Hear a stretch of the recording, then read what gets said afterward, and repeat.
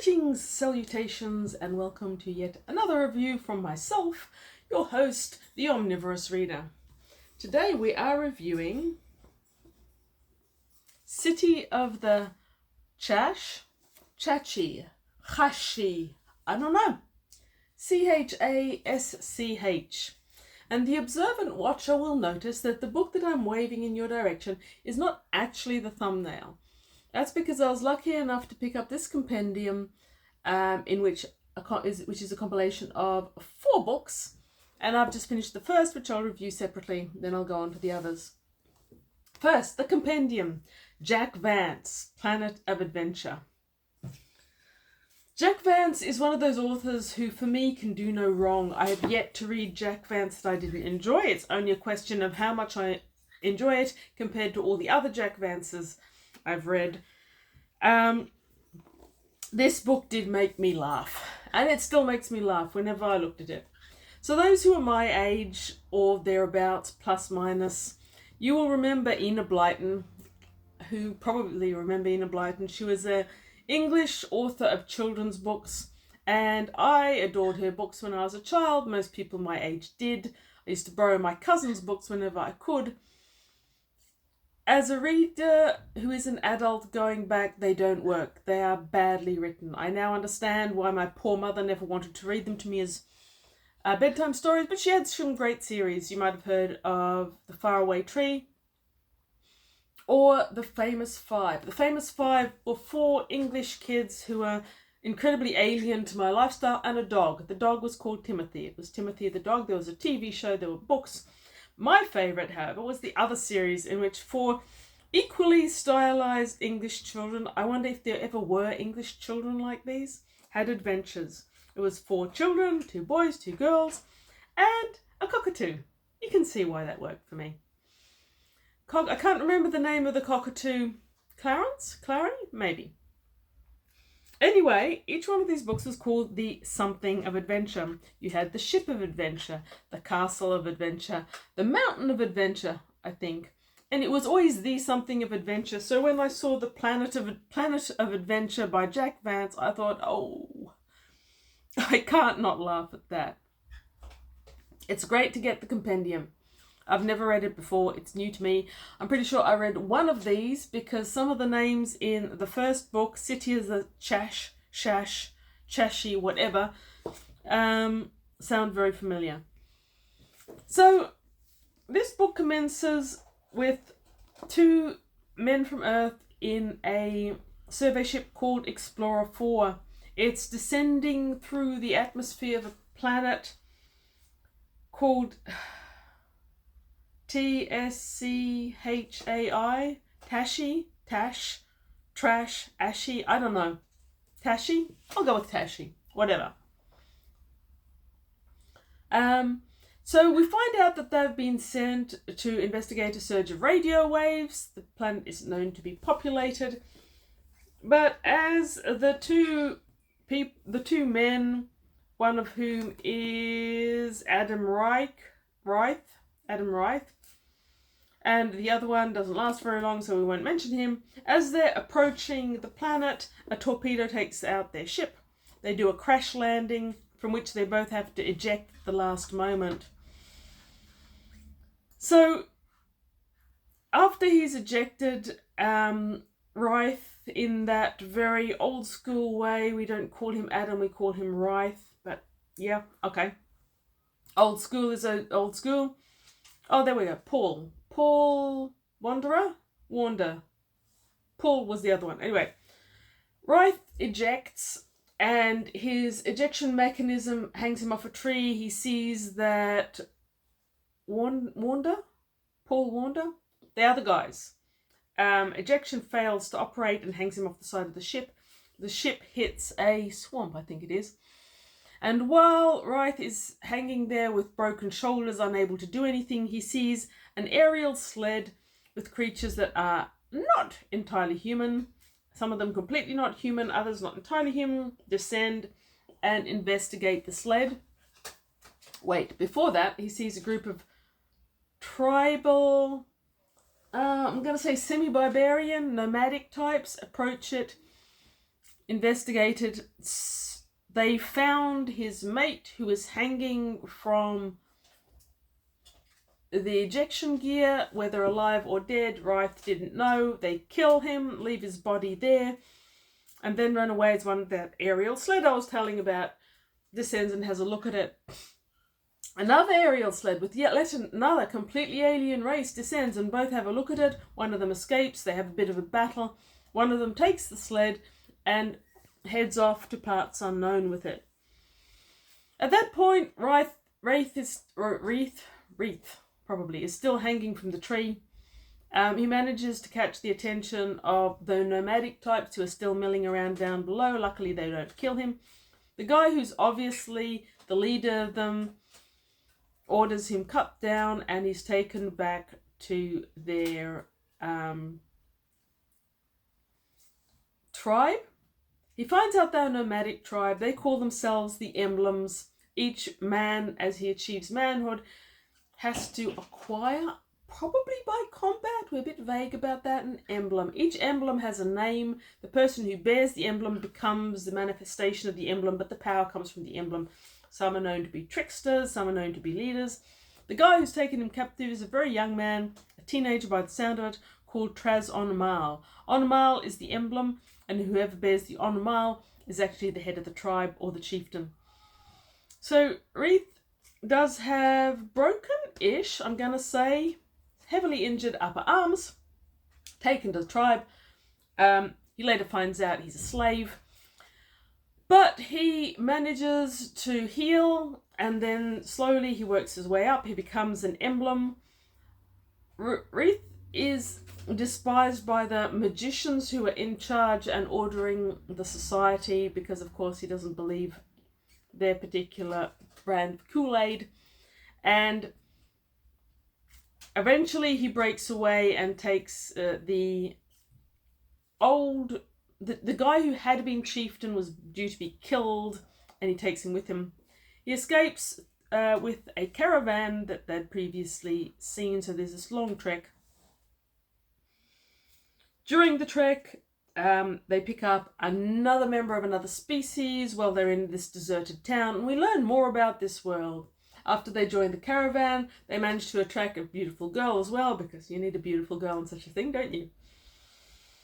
And eventually, the whole caboodle, after destroying a temple or two, going through some battles, you've got some major daring-do type styles, they reach a city.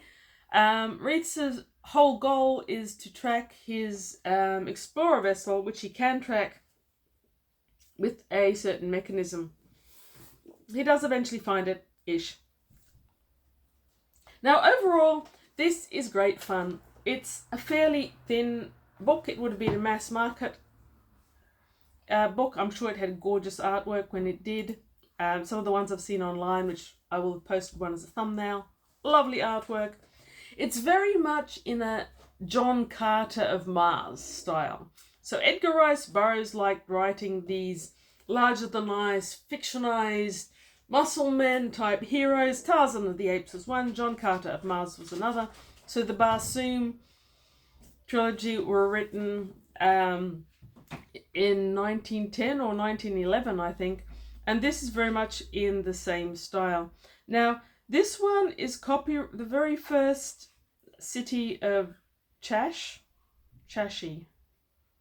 CH whatever, was copyrighted 68. So I'm gonna guess you've got a certain element of tribute to John Carter.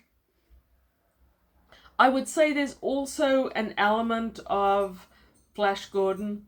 So Flash Gordon was a 1980s American film, which I did enjoy for all its campiness. And it was based on a comic strip for the same name, which was created by Alex Raymond. I feel like this whole Planet of Adventure is very much a tribute to that style. And it's pulp fiction. There's no doubt. This is pulp sci-fi of the most pulpiest variety. And yet it's so invigorating. The character is fun. There's a lot more depth to Reith than there ever was to John Carter of Mars, who was very, very cardboard cutout muscle man, and all the beautiful women in Barsoom. None of them really come across as particularly real characters. In City of the Chach, our beautiful woman who has about 1,500 names by the same sound of it, who starts off as a slave, who of course frees. She's interesting. She's an interesting character. Some effort is made her into making her character. And Vance manages to keep all these balls of characters in the air. We've got Reith, who makes sense. He's very much a he-man. At least you've got some excuse and some attempt to explain things. So Reith was trained to be a exploration pilot, so he's had martial arts training, he's got some engineering, he's got some science, he's got some survival skills. The fact that he does the impossible by taking down 6 men, it's still impossible, but it makes a shred of sense that at least he's been trained, and it points out that he's been trained in unarmed fighting of Earth, and the men he's fighting are actually physiologically largely men, so it makes sense that he can do some damage. Maybe not one man taking out 6, but you know, artistic license.